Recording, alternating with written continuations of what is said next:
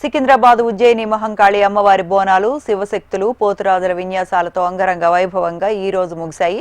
ఈ రోజు రంగం భవిష్యవాణి చూసేందుకు వేల సంఖ్యలో భక్తులు అమ్మవారిని దర్శించుకున్నారు.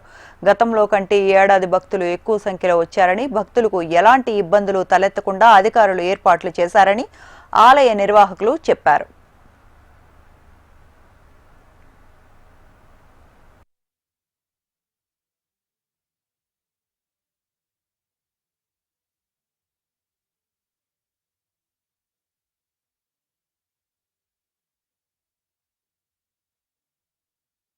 ఈ ఉత్సవాలను నిర్వహించడానికి ముఖ్యంగా ఈ హైదరాబాద్ ఇన్ఛార్జ్ మంత్రివర్యులు పొన్నం ప్రభాకర్ గారు, అదేవిధంగా దేవాదాయ శాఖ మంత్రులు కొండా సురేఖ గారు, మా ప్రిన్సిపల్ సెక్రటరీ గారు, మా కమిషనర్ గారు, వీరితో పాటుగా స్థానిక శాసనసభ్యులు, మంత్రివర్యులు, కేంద్ర మంత్రివర్యులు, శాసనసభ హైదరాబాద్లో ఉన్న ఎమ్మెల్యేలందరి సహకారంతో దిగ్విజయంగా ఎప్పుడూ లేనంత గత 5-6 సంవత్సరాల నుంచి లేనంత మంది భక్తులు అమ్మవారిని దర్శించుకోవడమే కాకుండా వారు బోనాలు కూడా అత్యధికంగా సమర్పించడం జరిగింది. ఈ ఉత్సవాలు దిగ్విజయంగా జరిగాయి కాబట్టి ఈ ప్రతి డిపార్ట్మెంట్ అధికారులందరినీ నా మనస్ఫూర్తిగా అభినందనలు తెలుపుకుంటున్నాను.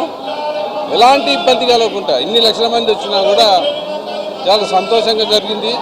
ప్రతి పేరున సహకరించిన కార్యకర్తలు కానివ్వండి, స్కౌట్స్ వారు కానివ్వండి, పోలీస్ డిపార్ట్మెంట్ అన్ని రకాల వాళ్ళకి ధన్యవాదాలు తెలుపుకుంటున్నాను. విషయంలో అమ్మవారికి ఇదివరకు రోజుల్లో వామాచారంగా దక్షిణాచారంగా 2 విధానాలుగా జరిగేటువంటి పూజ ఈనాడు వామాచారాన్ని మర్చిపోయారు కాబట్టి తనకేది కడితే బాగుంటుందని, అయితే ఆలయంలో నూతన విగ్రహాన్ని ప్రతిష్ఠింప